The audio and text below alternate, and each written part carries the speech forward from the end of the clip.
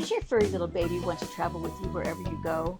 Every time you pick up your keys, you get that hopeful little look in their eyes that says, "Can I go too?"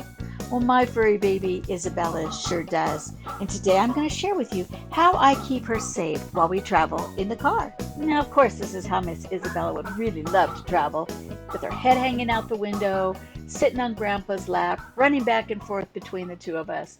But very, very dangerous. In fact, we're not even moving here. We have stopped to let her look at the cows. We took a little trip up into the Colorado mountains because the aspen leaves are gorgeous at this time of year, that brilliant golden yellow. And she got to sniff a bunch of things she's not used to sniffing. But no, she is not allowed to sit on her lap when we're traveling in the car. Now, ever since Izzy was a puppy, we have had some kind of a console car seat for her. This is the current one that she has, and these basically are somewhat narrow because they do sit in between the two seats, and then they buckle underneath the console. It is by no means a safety seat. It's just something to allow her to be comfortable in during her travels. Now, in case of a collision, it is this seat belt that actually is what is going to protect her from hitting the windshield. And I'll tell you, we did have an accident when she was a puppy, and that really did help save her from hitting the windshield. And that's what's really important. They need to have their seatbelt on every time they get in the car.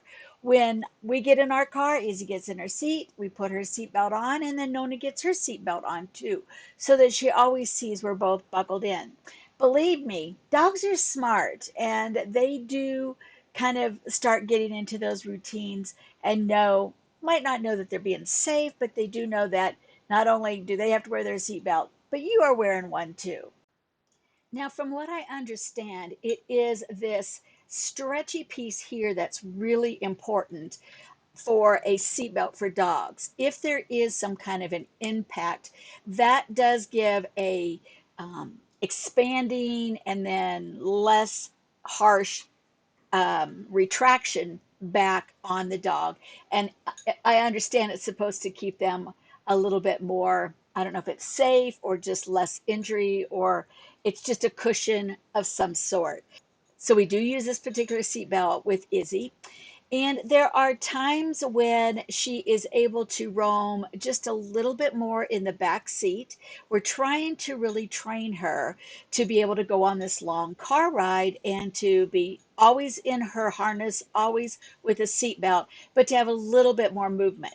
Now, the safest way for a dog to be in a car, my understanding is in a crash tested crate. And that is the ideal, because if the car gets crashed, then the crate is going to really protect your dog. And yet, my Izzy is not. Well, she is crate trained in that when she was a puppy, we had her in a crate to train her, but it isn't something I'm comfortable with for a long time. And she is my baby and she wants to be close to us. So we are choosing to allow this other kind of mediation to happen instead.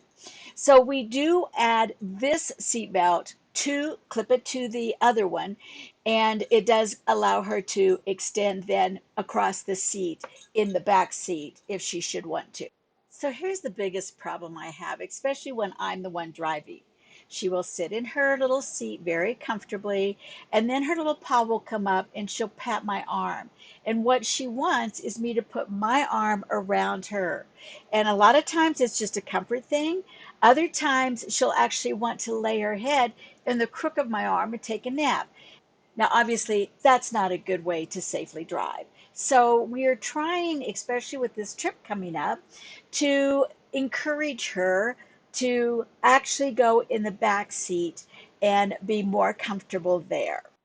So I tried to save a little money and I found this really cute little paw printed seat for the back seat for Izzy.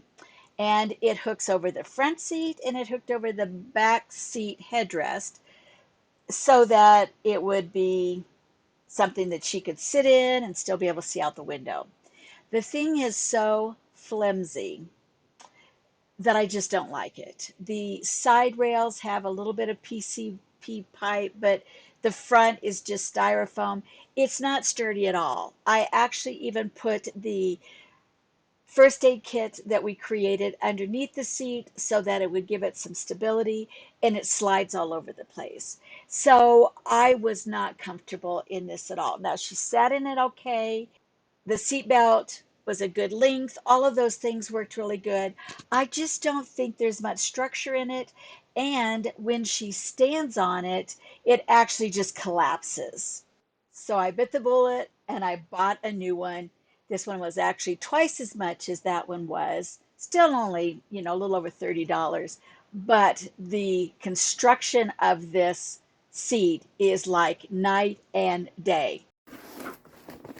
Okay, right out of the box, this is what it looks like. And you get the strap that is sewn on to the material part of the bag. And then you get, and it's also sewn on this side. And then you get, there are 2 straps that again are adjustable. Here's another one. And it's very easy to put together. So first of all, it's got rod or metal anyway underneath this furry stuff, and it is secured in each end. So this whole top is very secure, and it's really soft as well.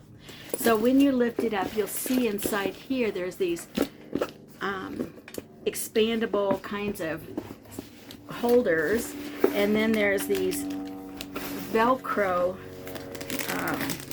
tabs in here.